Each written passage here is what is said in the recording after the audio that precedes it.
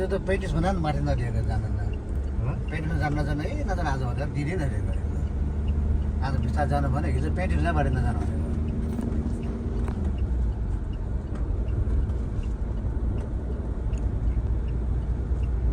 अस्ति बैङ्कको मान्छे त्यहाँ आउन खाना इमेल लिएर गइदिएको जानु पऱ्यो भने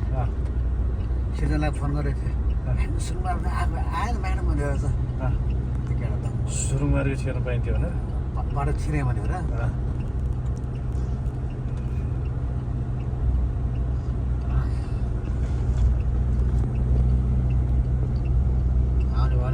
मलाई बिहान फोन गर्नु एभ्री मर्निङ चेन्ज हुन्छ 7 बजे क्या बोर्ड नम्बर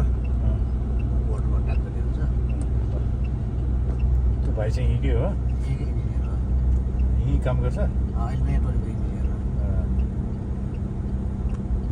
ल अब सजिलो भइहाल्यो नि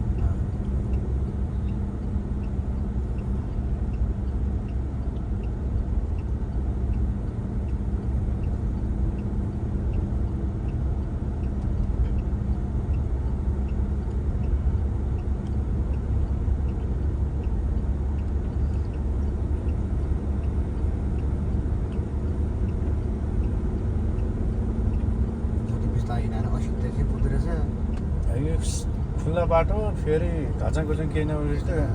त्यतिको 80 हुँदो रहेछ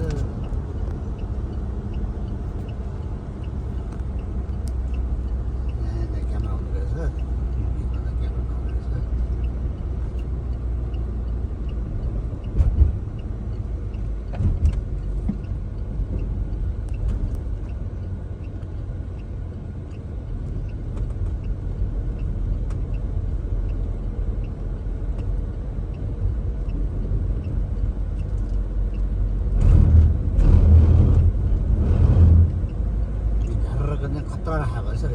एकदमै राम्रो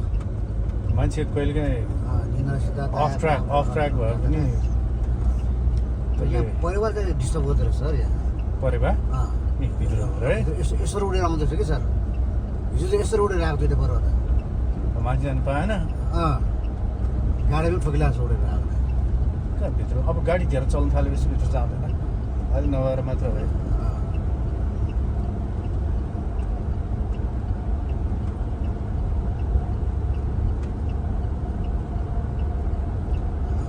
कोखा जानेर नखाने खाने हो दानबाट पास हुन्छ बेगर चिया खाएर आएको छ बेकार त्यसो गर्दै 8 घन्टा ठिकै जान्छ कि सर त्यतिकै जान्छ खानु केही छैन सिधै गएको माथि चाहिँ बरु अलि राम्रो कफी चाहिँ बरु 1 घन्टा जति लगेर राख्नुपर्छ त्यहाँ मान्छेलाई बस्दै बन्द गर्नुपर्छ खर्च पनि बच्छ खर्च भन्दा टाइमै वेस्ट भयो त्यसमा क्या हिजो बुढाबुढी आएको होइन बिचमा अलिअलि यहाँबाट नावढुङ्गाबाट तपाईँको चाहिँ निस्केपछि यहाँबाट निस्किएपछि ओभरटेक गर्न पाएन 9 बजीसम्म 2टा बस अगाडि बसिदिएर ओभरटेक गर्न पाएँ त्यसरी जाँदाखेरि 55 मिनट म कौली पुगिदिएँ सर 55 मिनट ठ्याक्कै कौली अब यो 9 बजीमा चाहिँ मतलब 9 बजीसम्म त्यो 2टा बस पछि परेर जानै पाएन 14 किलोमिटर भने त 10 मिनटको कुरा हो 14 मिनट कुरा हो यहाँ साथीहरू त जान्छ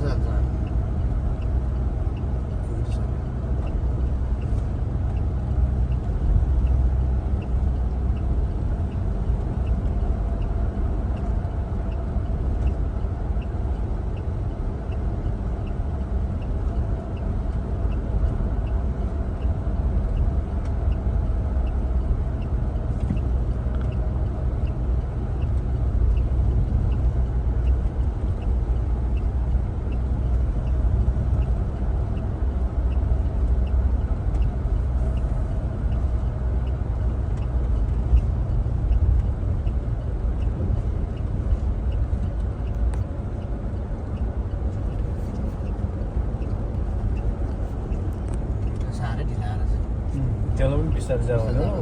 साँच्चै बिस्तारै